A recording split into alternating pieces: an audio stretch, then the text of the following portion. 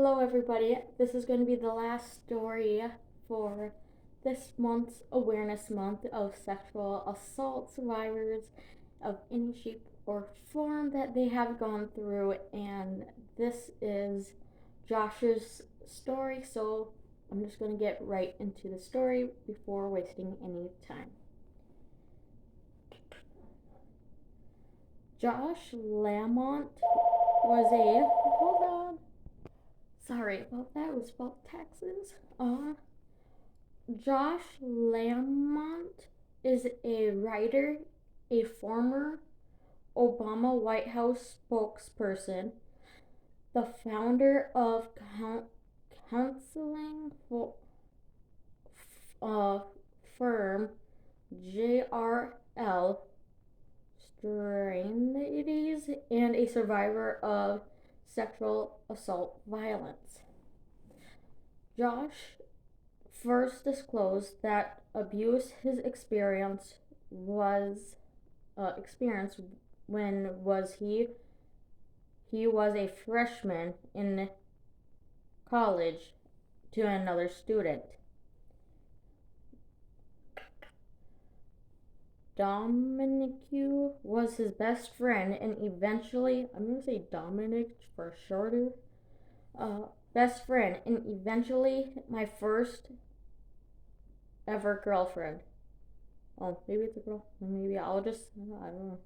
I had never told anyone about the years I've been sexually abused and I'd experienced as a child.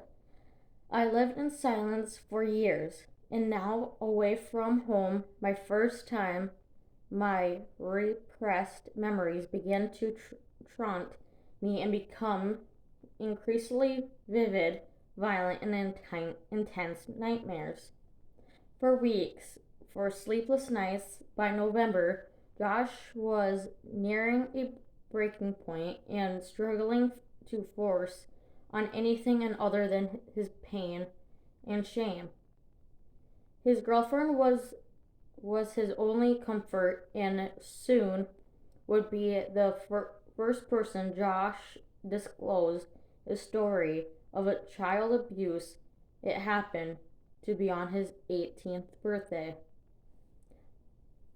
What I thought was going to be frightening was instead a cathartic and relieving.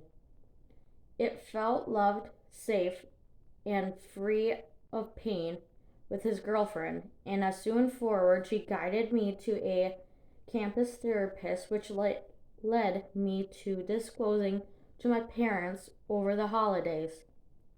My girlfriend was incredible.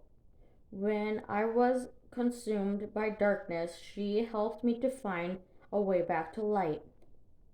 Over the next few years, Josh continued the healing journey, which included therapy and hard work. His relationship with his girlfriend ended eventually and did not constantly. Josh would later became out as gay. His graduation had interned to Clayton White House and went on an early success in New York's competitive PR world, providing a non-profit work. In the wakes of 9/11, Josh would eventually spread years. I'm gonna sneeze, hold on. Sorry about that. Josh would eventually spread years advocating for safe schools policy and programs, work which credits as part of his healing journey. Working to ensure young people were safe at school was not my only job. It was part of my healing. It brought me alive. I continued therapy now and again. While there were missteps and misadventures, overall I continued to heal and grow. Where in my 20s I pressed success, by money and achieving my success in different journey guides, by ongoing healing, joy, and realizing full, uh, fulfillment. Josh says the power of bringing people together has been a guide in his healing journey. Many people rely on higher power, often coming from their religious faith.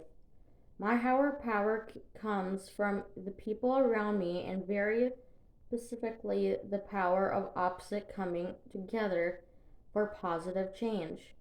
In my safe school work, I watch firsthand as gay and straight students work together to address anti-LGBT bullying and violence in their school. In their efforts, I discovered a higher power, the very power I rely on healed, that has helped me in sobriety, loss, love, and life.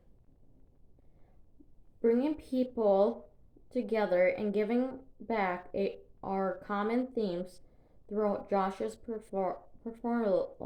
performance and personal life.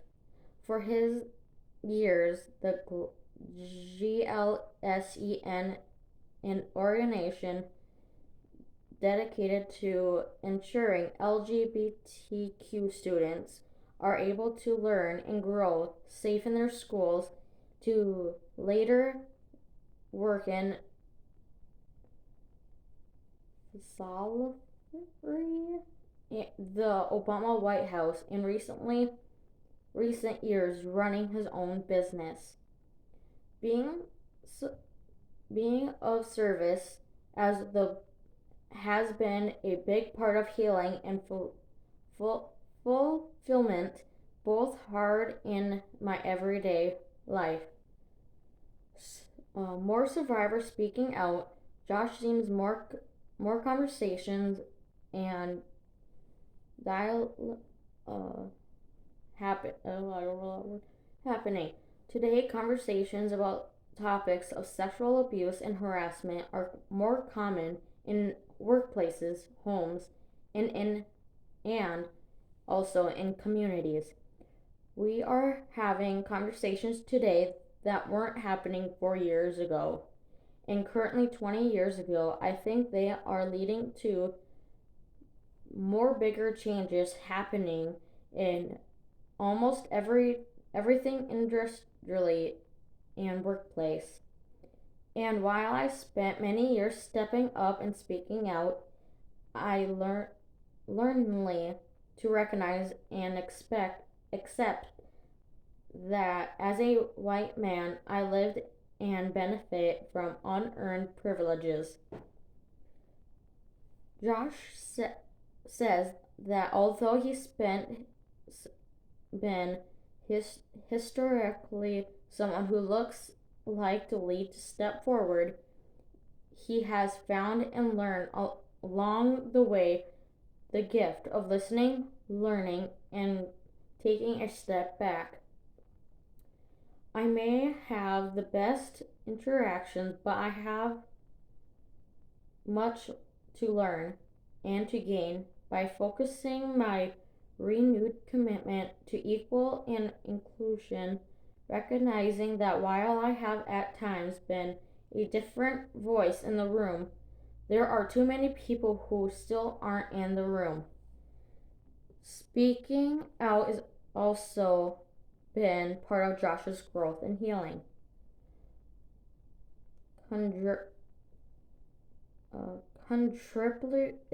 Contributing my story of sexual abuse to the 2018 book You're Not Alone was unexpectedly profound. It's not everyone needs to write a book, but everybody needs to have a place to talk to who someone safe and where the microphone is theirs, where the audience is supportive and the safe space free of judgment. This has happened life-changing for me and profoundly important for every survivor.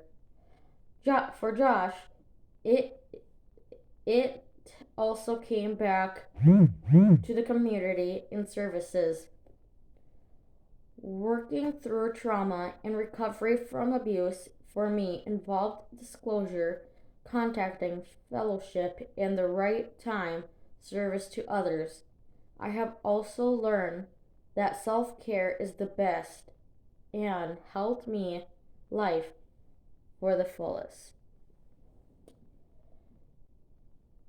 So, from that being said, and reading the story, I just wanted to let you guys know the point of me doing these kind of videos and sharing people's experiences is telling you that you guys are not alone. If you've been through sexual assault of any shape or form, you're not alone. And feel free to share your stories in any of these videos that I have posted. And share these videos if it inspired you in any shape or form. And please please subscribe, share, comment if you feel comfortable and able to. And I will see you next month.